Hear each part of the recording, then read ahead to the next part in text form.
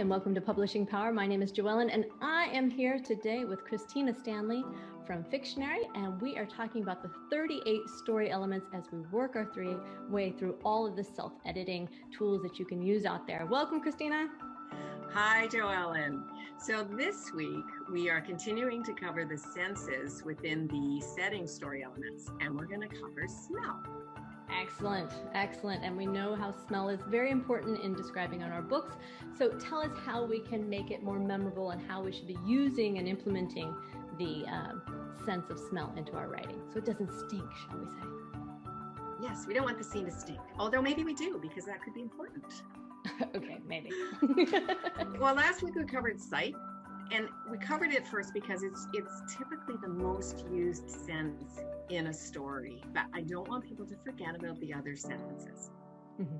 So just a little recap. So smell is similar to sight in that you need to describe the odors, but they must be described from the point of view characters' senses and not from something they can't experience.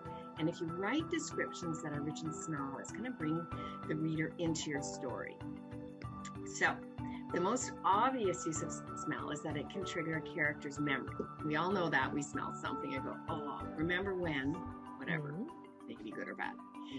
And it can provoke an emotional response, which then shows something about your character, which is what you want for character depth. The memory can be good or bad.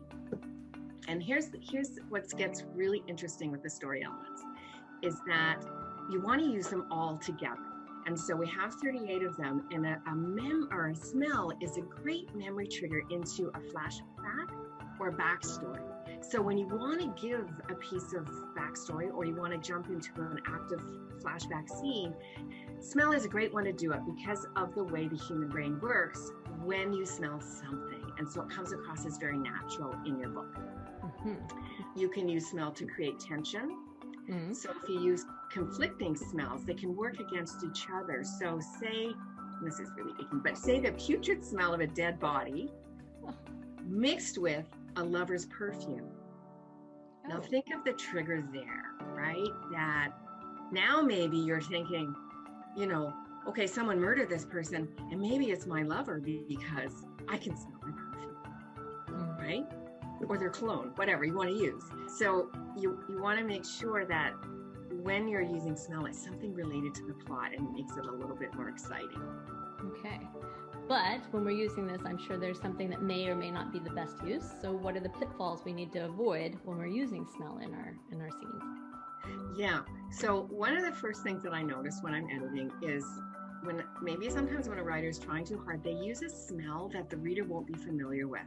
So it's something very specific to an industry that not everybody would know about. And they're trying to be a little bit fancy, or I've got this smell. But if the reader doesn't understand what the smell is, then it's meaningless to them. They can't relate it to something and they're not experiencing the story. And it will take them right out of the story, which is a bad thing, because then they're thinking, well, what is this smell? Well, maybe I'll go Google that because it's kind of interesting. And now they're off on a Google trail and they're not reading your book anymore. Yeah. So if you need to use a smell that is you think might not be very common, you then need to take the time to describe it and use the smell in a way that the reader can understand what it is. Okay. The other thing I see is writers not comparing smells. So if you vary your description, you can say, something smells like something. So the perfume smells like a rose. And that's okay. It's better than no description. It's a common way of doing it. But you can add things like how potent or weak is it? So how strong is that smell? Mm-hmm. What type of smell? Is it wet earth? Is it plum? Is it cherries? Whatever. Mm-hmm. And what does the smell remind the character of? And then you're bringing it right back into character again. Right. I think that's so important because, instantly when you say it generates something, I think of like percolating coffee, any coffee that is percolated in old glass, coffee. Mm-hmm. That I'm instantly laying in bed at my grandmother's house and it's early morning and I'm just waking up, Yeah. And so those are very distinct and it's something you can't control. So it's very nice when you can create these sudden responses in your writing. So I think just bringing it to the forefront of how important that can be is quite example. So every day, every time we do this, we talk about what can we do today? How do we put this into action? What's our suggestion?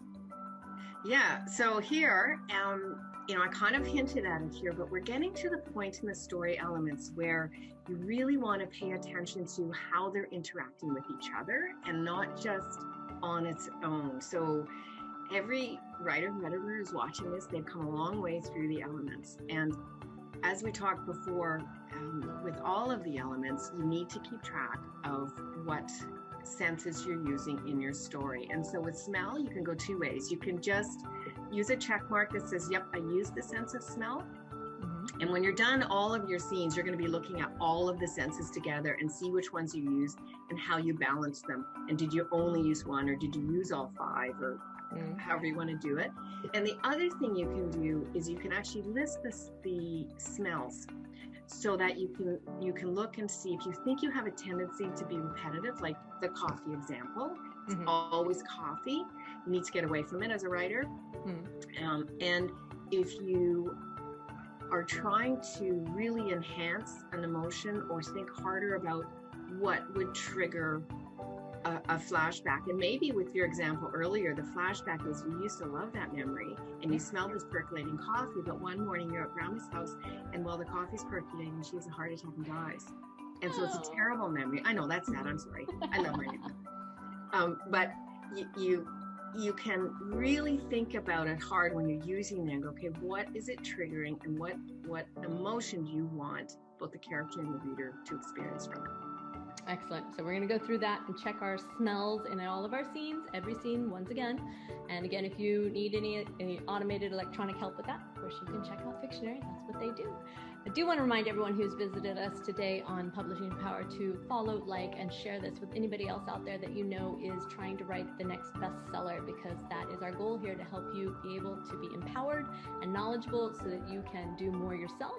And when you need a professional editor, that you have the right knowledge on how to communicate your needs and how to know to become a better writer in the future. So again, thanks for joining us, and I'll see you again next time, Christina. Thanks to Ellen.